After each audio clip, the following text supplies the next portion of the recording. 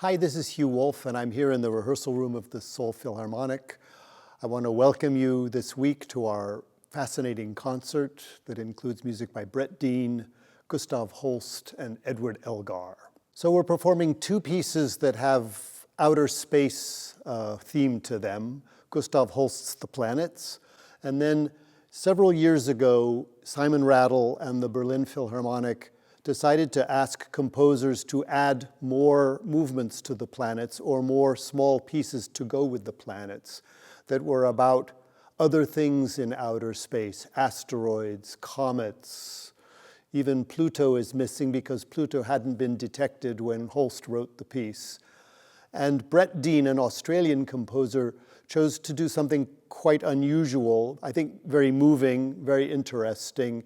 He chose to write about a cosmonaut, a Russian astronaut who had circled the Earth in 1967, but was involved in the first space tragedy. His parachute didn't open properly, and he died landing back on Earth.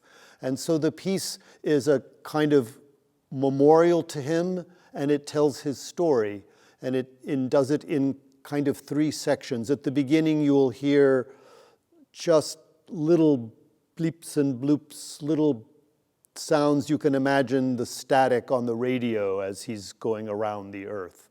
And then the piece becomes more and more agitated and more dramatic as it becomes clear that there are problems with the re-entry.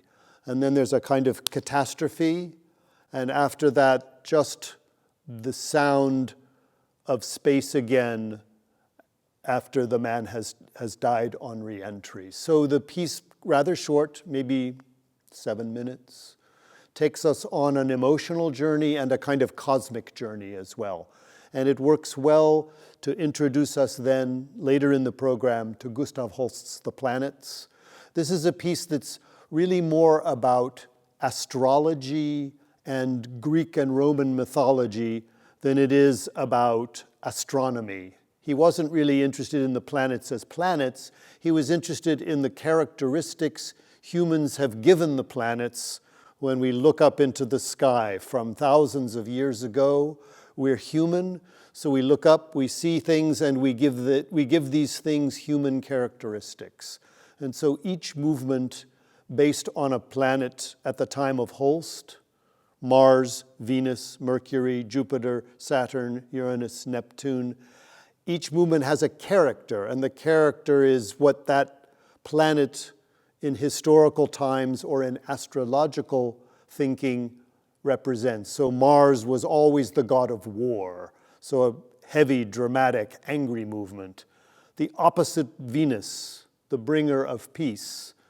All the paintings from the Renaissance, the statues from Greek and Roman times of Venus as a beautiful woman. Mercury was the messenger, so quick, fast, like light, fleet, scherzo. Jupiter is called the bringer of jollity, kind of happy, big, heavy, exciting.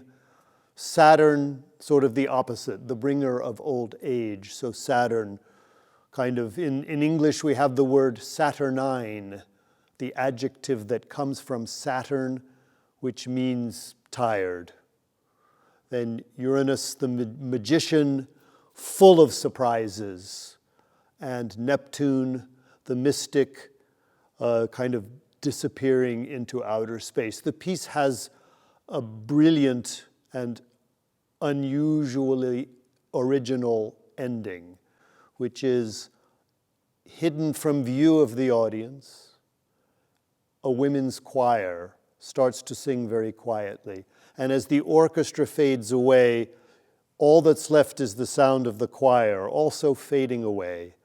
And you have the feeling you're traveling past Neptune and into deep space, disappearing into deep space. A brilliant piece written 1914 to 1917 with a very unusual concept, and has become, of course, Holst's most popular work, most performed work, and a work with an enormous orchestra and a tremendous dramatic impact.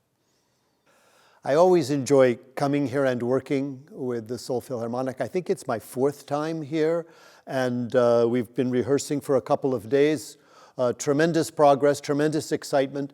I think the Brett Dean, for example, is very new to the orchestra. I was very glad that the orchestra agreed to perform it, and I think it's exciting for us to learn it together.